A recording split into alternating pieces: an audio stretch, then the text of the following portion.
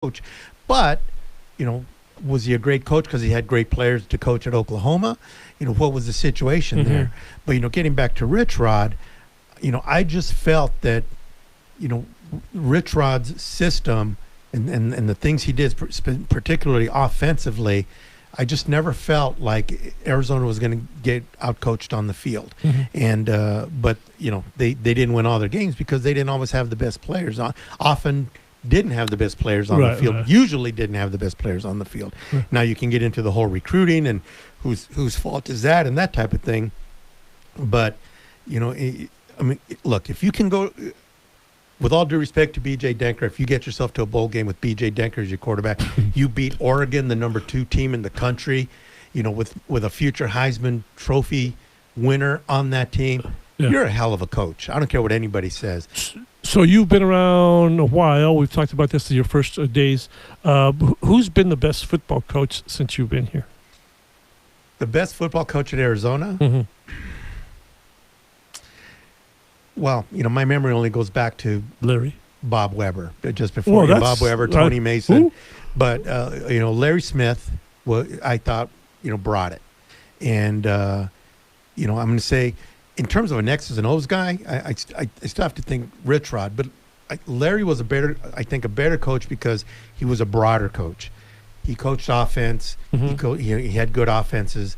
He was a good defensive coach. And I thought the things that he did with the program were better. And Dick Tomey, I think you can make an argument for Dick, but I think what we see in Dick as a coach is just what he meant to the program. And in terms of what a coach meant to the program, I think Dick stands out above all of them. Yeah, I do. But if you're asking me who was the best football coach in terms of what got put on the field, I thought it was Larry, because he came in at a time when it was tough, and they were on probation, and he did some things, and I would have loved to have seen if he had stuck around a few more years what would have happened with the program. So in the times when Mason was going through his issues or whatever, you had to be in college or in high school? I was in college. So you saw the news. You were in the kind of news business at the time. Right. How big was that?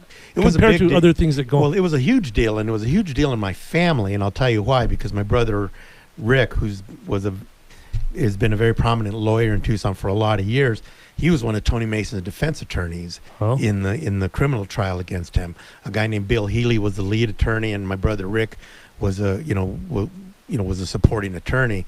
So I heard a lot about, and I'm continue to hear a lot about Tony Mason and what all happened there.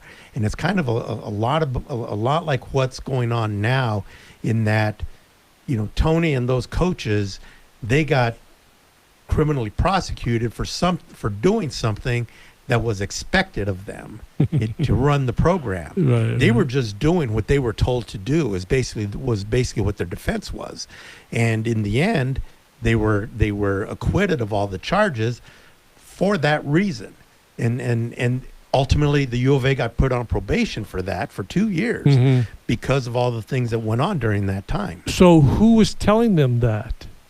The administration. Oh, really? Yeah. I'm talking off the top of my head, but I believe that the defense was that they were doing it, and because that's what was expected.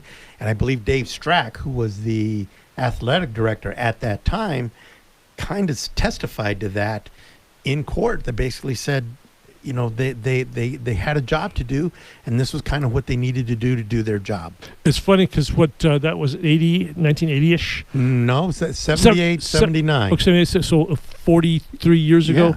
And here we are. We're still talking about it. It was a big deal. Just in a different situation. It was the 78, 79 football seasons that Tony Mason was the head coach here. And then they go on probation and aren't allowed to go to bowl games after the 83 and 84 seasons. It took them 4 or 5 years to pull that off. And so, again, we're telling stories, and people forget that one of the greatest players in Arizona football history was recruited here by Tony Mason. That was Ricky Hundley. That was Ricky Hundley, right. No, and that was a great era because they played just the tough dudes. Yeah, just a bunch of tough dudes. I mean, Larry Smith gets here, and in his first year, he beats number 2 UCLA. If you recall, on a day that the number one team had already lost. So UCLA was on its way to being the number one team in the country, and they got beat down here. 1982, 83? 1980. 1980. Oh, that early. 1980. Yeah. You know, and then 81, they beat a number one USC team. 82, they beat Notre Dame, and on and on and on. Right, and you can name those guys out, the Hunleys, the David Adams, and the guys after the fact. Jay Dobbins. Right. All those guys. Right. Don't tear up here. Don't tear up here.